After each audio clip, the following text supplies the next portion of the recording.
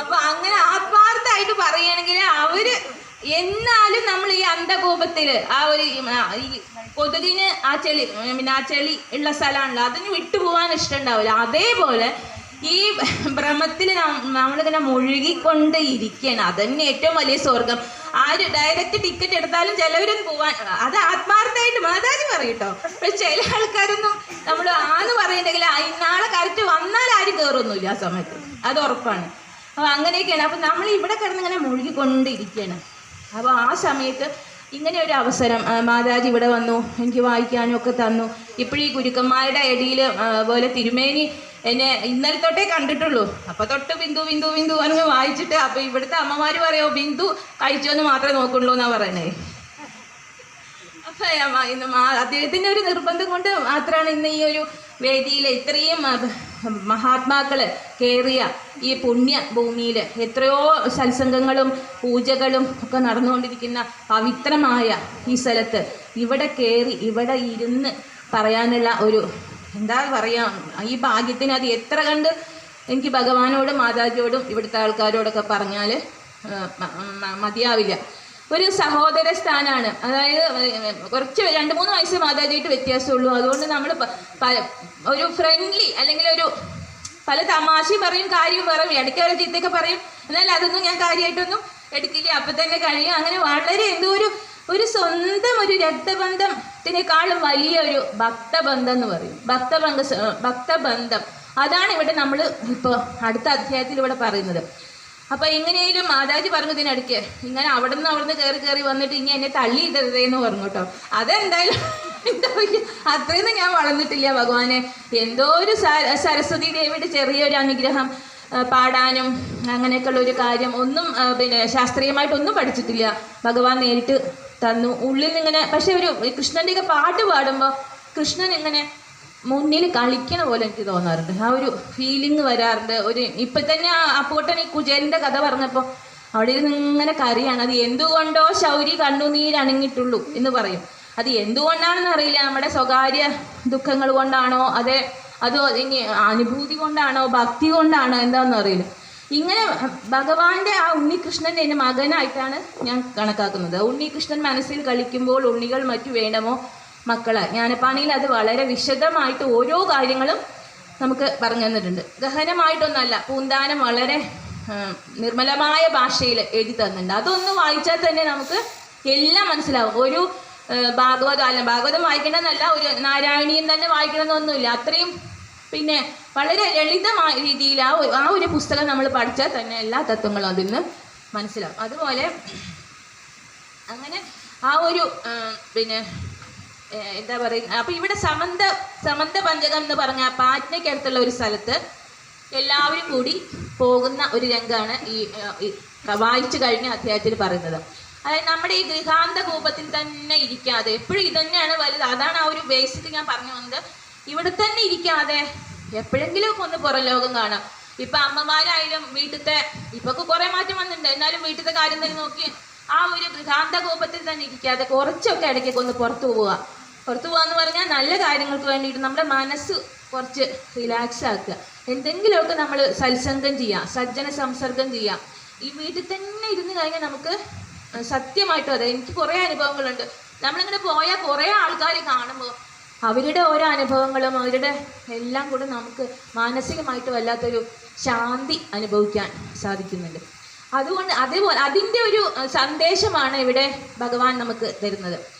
കുറേ കാലമായിട്ട് ഗോപികളൊക്കെ പിരിഞ്ഞിട്ട് എവിടുന്ന് പോയി, ഈ അദ്ദേഹം മധുരയിലേക്ക് പോയി അല്ലേ. വൃന്ദാവനം വിട്ട് പോകല്ലേ കണ്ണ. ഗോപികമാരുടെ ഭക്തിയൊക്കെ നിങ്ങൾക്ക് അറിയാലോ.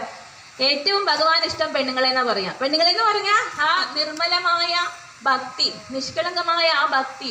അവർ പണിയെടുത്തോണ്ടിരിക്കുമ്പോഴാണ് കൃഷ്ണ, കർമ്മത്തിൽ കൂടിയിട്ടാണ് കൃഷ്ണ കൃഷ്ണ കൃഷ്ണ പറഞ്ഞുകൊണ്ടിരുന്നത്. അതായത് അവർ ശാസ്ത്രീയമായിട്ടൊന്നും പഠിച്ചിട്ടില്ല, എഡ്യൂക്കേറ്റഡ് അല്ല, ഒന്നും അറിയില്ല അവർക്ക്. പക്ഷെ ആ ഒരു നിഷ്കളങ്കമായ നിസ്സീമമായ ഭഗവാനോടുള്ള ആ ഒരു പ്രേമം, ആർദ്രത, അതൊക്കെ കൊണ്ടാണ് ആ ഭഗവാനിൽ വിലയിക്കാൻ, ആ പ്രേമഭക്തി കൊണ്ട് ഭഗവാനിൽ അങ്ങനെ ആ ഒരു വിലയം പ്രാപിക്കാൻ അവർക്ക് കഴിഞ്ഞത്. അവരെ വിട്ടിട്ട് പോയപ്പോൾ അവർക്ക് എന്തോ സ്വന്തം ജീവൻ അടർത്തി കൊണ്ടുപോകുന്ന അത്രയും വേദനയായിരുന്നു. ആ സമയത്ത് ഇതൊക്കെ പറയുമ്പോഴേ എനിക്കിങ്ങനെ ഗദ്ഗതം വരികയാണ്. അപ്പോൾ അത്രയും ഒരു ആ ഒരു സങ്കടത്തിൽ നിന്ന് അവർക്ക് മോചനം കിട്ടാൻ വേണ്ടിയിട്ട് പിന്നെ കുറേ കാലം കഴിഞ്ഞിട്ടാണ് ഇവരൊക്കെ കൂടി ഒരു ഗെറ്റ് ടുഗദർ. ഇന്നലെ ആരോ ഇവിടെ ഏതോ ഒരു സ്വാമി പറഞ്ഞ പോലെ ഒരു ഇടയ്ക്കൊക്കെ നമ്മൾ ഇപ്പോൾ 10ാം ക്ലാസ് നമ്മൾ കഴിഞ്ഞു, അത് കഴിഞ്ഞിട്ട് പിന്നെ ഞങ്ങളിത് SSC ഗെറ്റ് ടുഗദർ ഉണ്ടായിരുന്നു. ഇതിനിടയ്ക്ക് 35 കൊല്ലം നമ്മൾ കണ്ടിട്ട് പല ആൾക്കാരും. അപ്പോൾ അവർക്ക് ഓരോ പൊസിഷനിൽ ഓരോ ജോലിയിൽ ഓരോന്നിലും വ്യാപൃതരാണ്. അപ്പോൾ ഇപ്പം അന്ന് മാതാജി ഒരു സന്ദേശം പറഞ്ഞു. അപ്പോൾ കുചേലൻ കുബേരൻ, ചിലർ നല്ല പണക്കാരായിരിക്കും. അപ്പോൾ ഈ കുചേലൻ്റെ കഥയിൽ ആ ഒരു സന്ദേശം കൂടി ഉണ്ട്. അതായത് ഉള്ളവര് ഇല്ലാത്തവർക്ക് കൊടുക്കുക, ആ ഒരു മനസ്സ്. എക്കണോമിക്സിൽ പഠിക്കും നമ്മൾ ഹാവ്സ് ആൻഡ് ഹാവ് നോട്ട്സ് എന്ന്.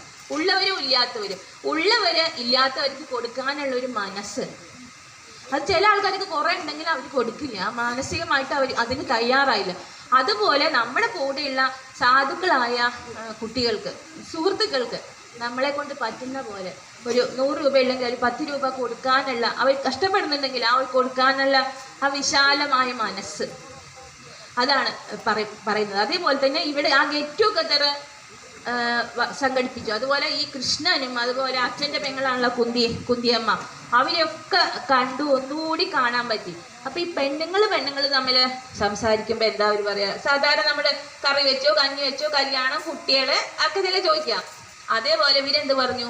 കൃഷ്ണൻ എങ്ങനെയൊക്കെ കല്യാണം കഴിച്ച്, അങ്ങനെ ഓരോ പത്നിമാരുടെയും വിവാഹത്തിനെ പറ്റി എങ്ങനെയൊക്കെ സംഭവിച്ചത് എന്നുള്ള ചോദിച്ചുകൊണ്ട് ആ ഈ പാഞ്ചാലി അതുപോലെ കൃഷ്ണപത്നിമാരും 8 പത്നിമാരുണ്ടല്ലോ, അഷ്ടലക്ഷ്മി, അങ്ങനെ ആ 8 പത്നിമാരും ഈ പാഞ്ചാലിയും തമ്മിലുള്ള സംവാദം അങ്ങനെ നടന്നുകൊണ്ടിരിക്കുകയാണ്. ഒരു ഭാഗത്ത് വസുദേവനും നാരദനും അവിടെ വന്നിട്ടുണ്ടായിരുന്നു. വസുദേവ നാരദ സംവാദമാണ്. അങ്ങനെ ഒരുപാട് കാര്യങ്ങൾ പറഞ്ഞു കൊടുക്കുകയാണ്. അതിൽ നാരദൻ കുറച്ച് കാര്യങ്ങൾ പറഞ്ഞതിൽ നമ്മൾ ഈ കടങ്ങളുണ്ട്, നമുക്ക് 4 തരം കടങ്ങളുണ്ട്. ഒന്ന് ഋഷികടം. നമ്മൾ എങ്ങനെ വീട്ടുക? ഋഷികടം 5 കടമുണ്ട്. ഋഷികടം, ദേവകടം, പിതൃകടം, ഭൂതകടം, പിന്നെ മനുഷ്യകടം. അതെനിക്ക് 4 ഓർമ്മയുള്ളൂ. ആചാര്യന്മാരും തിരുത്തി തരാം. അപ്പൊ 5 കടം ഉണ്ട്. അപ്പൊ അത് തീർക്കണം എന്നാണ് പറയാം. ഭൂതകടം നമ്മൾ എങ്ങനെ ചെയ്യുമ്പോൾ അന്ന് മാതാജി അവിടെ ആ നായ്ക്ക് ഭക്ഷണം ഇട്ട് കൊടുക്കണം. നമ്മുടെ വീട്ടിൽ കൂടെ പോകുന്ന ഏതൊരു ജീവിയായാലും ചെറുതായാലും വലുതായാലും അവർക്ക് നമ്മൾ എന്തെങ്കിലും കൊടുക്കണം. നമ്മൾ ഭക്ഷിക്കുന്നതിൻ്റെ ഒരു നല്ലൊരു ഭാഗം, കുറച്ച് ഭാഗം അവർക്ക് നീക്കി വെക്കണം. ഇപ്പോൾ വേനൽക്കാലൊക്കെ ആണെങ്കിൽ പക്ഷികൾക്ക് കൊടുക്കണം, വെള്ളം കൊടുക്കണം, അങ്ങനെയുള്ള അതാണ് ഭൂതകടം എന്ന് പറയുന്നത്. അതുപോലെ പിതൃകടം എന്ന് പറയുമ്പോൾ നമ്മൾ വാർഷികം, അതായത് ചരമവാർഷികം ഉണ്ടാവില്ല, നമ്മൾ ശ്രാദ്ധം കൂട്ടുന്നതിനെയാണ് പിതൃകടം, അങ്ങനെ തീർക്കും. അതുപോലെ ദേവകടം ഈ യജ്ഞങ്ങളൊക്കെ ചെയ്തിട്ടും, അതുപോലെ ഋഷികടം ഈ വേദങ്ങൾ പഠിച്ചിട്ടും അങ്ങനെയുള്ള കാര്യങ്ങളൊക്കെ. അതുപോലെ തന്നെ ഈ മനുഷ്യകടം എന്ന് പറഞ്ഞാൽ പരസ്പരം ഇങ്ങനെ ഉള്ളവർക്ക് ഇല്ലാത്തവരും കൊടുക്കുക, അങ്ങനെയുള്ളതാണ്. അപ്പം ഇതിനെ പറ്റിയൊക്കെ സംസാരിക്കുകയായിരുന്നു. അതായത് കുറച്ച് വേദോക്തമായ കാര്യങ്ങൾ ഈ വസുദേവനും നാരദനും തമ്മിലുള്ള സംവാദം ഒരു ഭാഗത്ത് നടക്കണം. അതുപോലെ ഗോപികമാര് കൃഷ്ണൻ്റെ അടുത്ത് വന്നിട്ട് ഒരുപാട് പരാതി പറഞ്ഞു. നീ അന്ന് പോയതാണ്, പിന്നെ വന്നിട്ടില്ല, നീ വല്ലാത്തൊരു നമ്മുടെ ഹൃദയം കൊണ്ടുപോയതാണ്, നമ്മളിവിടെ എങ്ങനെ ജീവിക്കണമെന്ന് അറിയില്ല എന്ന് പറ്റിയിട്ടുള്ള ഒരു ഭാഗത്ത് സംവാദം. അങ്ങനെ സമന്ത പഞ്ചകം എന്നുള്ള ആ തീർത്ഥക്കരയിൽ വെച്ചിട്ട് അവരുടെ ഒരു പുനഃസമാഗമം ഉണ്ടായി. ആ കൃഷ്ണനും ബന്ധുക്കളും എല്ലാവരും കൂടി ഇത് നമുക്ക് തരുന്ന ഒരു സന്ദേശം എന്ന് പറഞ്ഞിട്ടുണ്ടെങ്കിൽ നമ്മുടെ കുടുംബങ്ങൾ തമ്മിലുള്ള ഒരു ഐക്യം. എപ്പോഴെങ്കിലുമൊക്കെ നമ്മൾ ഒന്നിച്ച് കൂടണം ഒരു കുടുംബത്തിൽ. ഇപ്പം നമ്മുടെ ഈ കാലത്ത് ഇടയ്ക്കുള്ള ഒരു അണുകുടുംബ വ്യവസ്ഥയിൽ നിന്ന് എപ്പോഴെങ്കിലുമൊക്കെ എല്ലാവരും കൂടി കൂടണം, ഒരു സമാഗമം ഉണ്ടാവണം. അതുപോലെ ഫ്രണ്ട്സ് ആയാലും ബന്ധുക്കളായാലും, എന്നാൽ മാത്രമേ ആ ഒരു സ്നേഹം